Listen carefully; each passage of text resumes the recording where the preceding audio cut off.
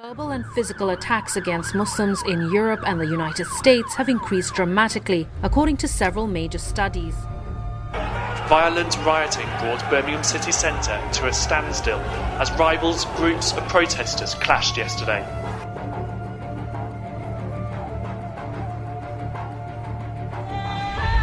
100 members of the right-wing English Defence League fought running battles with socialist demonstrators.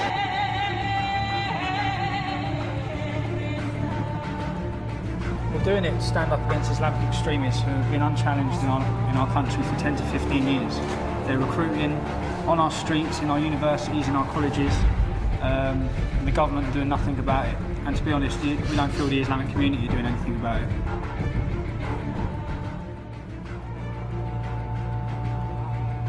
Just a group of guys that are patriotic to our country. So, you know, we're not racist.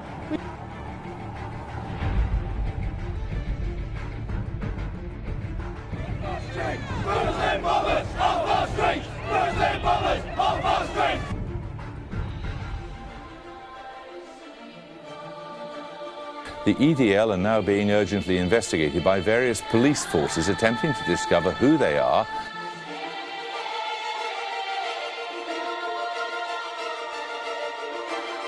and how much of a threat they represent to law and order.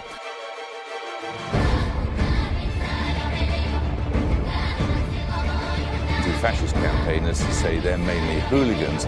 They claim they're merely patriots.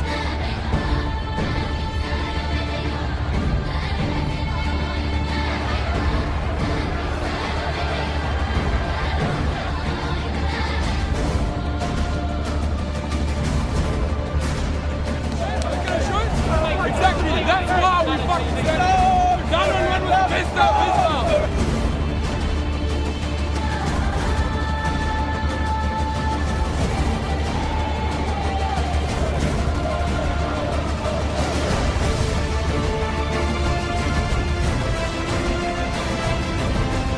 They call us being extremists. They're the extremists for what they want to do.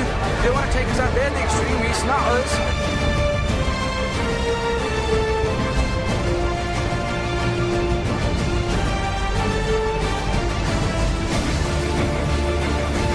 You are Nazi scum and get back under the stones from which you came.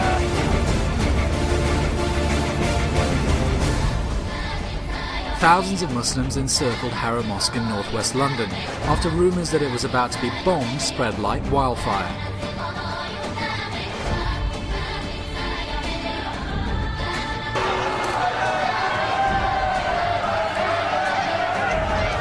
Lastly to the EDL, take a look around you, boys.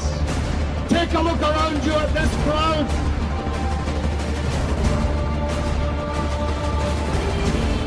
Proper organised demonstration here against fascism, and that isn't a demonstration by one community against fascism. That's going to be a united demonstration.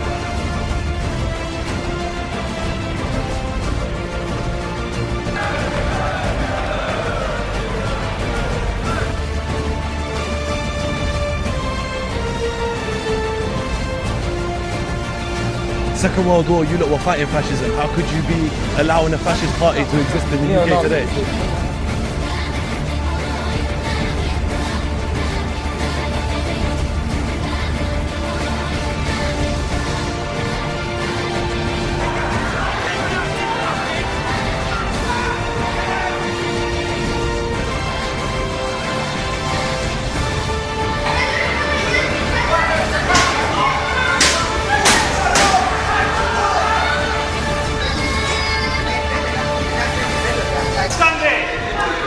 Calm down, everyone just come stand over here, yeah?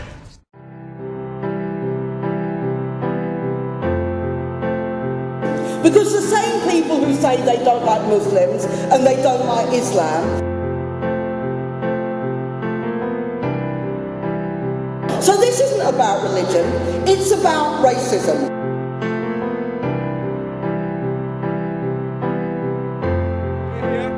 Right, we're from here in this area, inshallah. We hope that you enjoy and you get your point across. We're saying no to the EDL. also to people from our own communities who are going and inciting people. Do you understand? We're gonna show our faces today because we're proud, right? And remember, we don't want our mothers, our sisters, or anybody getting attacked, right? Assalamu alaikum.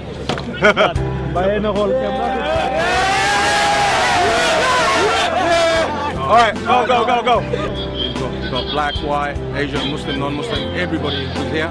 That's how the community should be, a peaceful community. EDL and likes of Al-Muhajirun are divisive. We need to marginalize them. We need to actually expose the truth.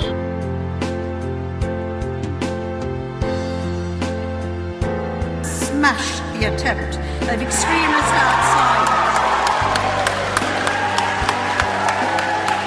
The message from Barking to the BNP is clear. Get out and stay out.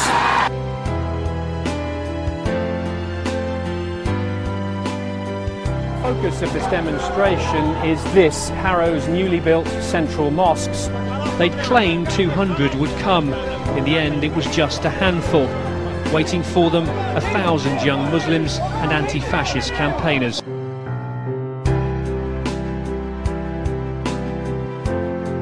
Mosques have been firebombed, and yet, you know, as you will know, if you go through the English media, if you listen to English or British politicians, you won't see that this serious problem is sufficiently understood. Few know more about the threat of Islamophobia like this young man from London. He was a promising PhD student, but after an unprovoked gang attack in 2004, Yasser Abdul Muttalib was left semi-paralyzed and brain damaged. There is a phenomenon called Islamophobia, and that it is far more widespread and far more significant than anyone expected. Read the accounts. When you read what happens to people just going about their everyday lives, it's really upsetting. And I think whether you're a Muslim or a non-Muslim, as someone himself who isn't from Britain, we have a moral obligation to do something to stop these kinds of things from happening. You know, I think I'm going to realise how much what hatred really is now, because as soon as I read some of the comments, well, choosing to cover my hair just for modesty reasons and understanding that women are happy in Islam. Being a Muslim is just a principle, it's a value that you keep with you, it's a faith. Islam has been part of Britain for hundreds of years, you know, and contact with Muslims started, you know, under Queen Elizabeth's reign. So I don't think there's anything to prevent Muslims living in Britain. Being British is to be, I guess, to be open-minded and tolerant. We're basically trying to teach the Muslims here that they need to get politically active. If that means voting intelligently, they need to do it. If that means joining a political party, they need to do it. Whatever it takes, they need to get politically active to defend their rights in this country. It's so powerful, we can't make a difference. You want the BNP to get into power? You stay at home and don't vote in the election. That's what you did in the last election. That's what you did in this election. Right. And when they close this mosque down, then don't cry, don't complain. If every single Muslim in this country disengaged and we silenced ourselves, what kind of political clout are we going to have? If you haven't got a Muslim representative in our districts, in our boroughs, in our schools as governors, we cannot make a difference. We cannot change the system. We can cry about it. If you want to change the system, you want to change this country, get involved and you see if it works. Don't be so short-sighted unless you're afraid. And you tell me as Muslims if you're afraid. We're not just defending the Muslims because it's the right thing to do. We have an interest in this. A long time ago, a Christian clergyman, Pastor Naimullah, said this: they came for the communists, but I was not a communist, so I did not protest. They came for the trade unionists, I was not a trade unionist, so I did not protest. Then they came for the Jews, I was not a Jew, and I did not protest. Then they came for me, and there was nobody left to protest. That's another reason why we're standing beside Don't show your tears. was heard.